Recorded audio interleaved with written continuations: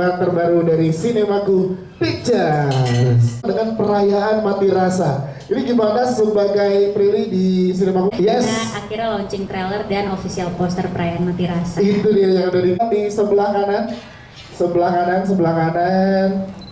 Oh, filmmaker dari film perayaan Mati Rasa. Silakan untuk diabadikan untuk foto bareng dulu. Cuma sebelah kiri, silakan teman-teman di sebelah kiri.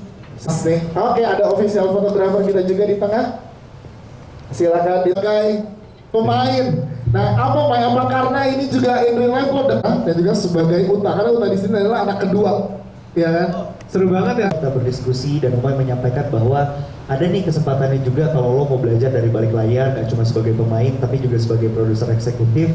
Umay dan Cinemaku adalah orang-orang pertama yang membukakan tangan gitu ya, untuk akhirnya gue bisa belajar menjadi orang di balik layar dan dengan di 2 job tersebut kayak kita merasakan sesuatu dan itu juga harus dirayakan gitu ketika rasanya gitu kan juga bisa gitu, jadi mungkin gue ngerasa semua sejujurnya Ian Antono ini adalah salah satu karakter yang paling menyenangkan ya untuk diselami. Maksudnya mungkin secara filmnya ini walaupun drama tapi secara experience gitu, pengalamannya ini salah satu yang paling menyenangkan untuk saya kulik gitu. Selain menjadi anak pertama yang juga jauh dari kehidupan saya pribadi, saya seorang anak kedua, saya paham banget kalau treatment yang diberikan oleh orang tua kepada anak pertama dan anak kedua itu sudah pasti berbeda. Walaupun rasanya terbilang, oh enggak kok kita tetap sama-sama sayang, tetap sama-sama adil.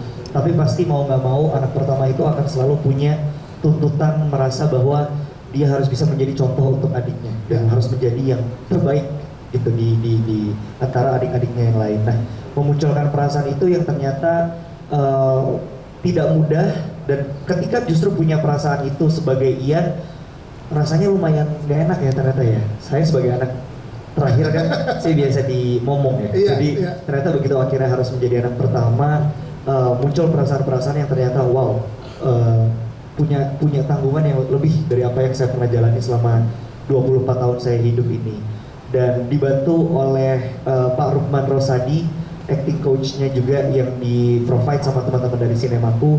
Salah satu highlight dari pengalaman saya bekerja dengan Umay Shahab adalah Umay memperkenalkan saya dengan Pak Rukman Rosadi. Beliau guru yang sangat luar biasa yang membuat saya jatuh cinta lagi dengan dunia acting dan juga film.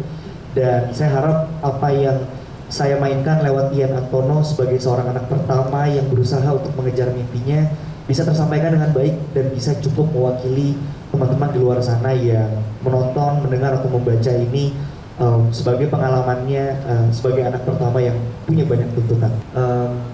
Terus aku juga memahami bahwa memang air mata atau menangis itu memang sebuah hal yang seringkali diidentifikasi atau diafiliasi sama kegiatan atau perilaku yang gak maskulin gitu. Dan itu maksudnya juga salah satu yang karakter Ian rasain gitu, kayak boys don't cry kalau kata The Cure gitu. Jadi kayak dia cukup memahami stigma tersebut, tapi di saat yang bersamaan ada hal-hal yang akhirnya nge-trigger Ian ataupun siapapun gitu, kita yang mungkin mau nggak mau sih itu air mata keluar aja gitu. Dan kalau diperhatikan lebih jelas lagi di trailer, menangisnya Ian dan momen-momen air matanya Ian jatuh juga beda-beda ya gambarannya ya. Maksudnya tidak semuanya juga menangis meraung-raung gitu, ada yang memang seperti tidak merasakan apa-apa lalu tiba-tiba air matanya keluar dan sebagainya. Jadi justru itu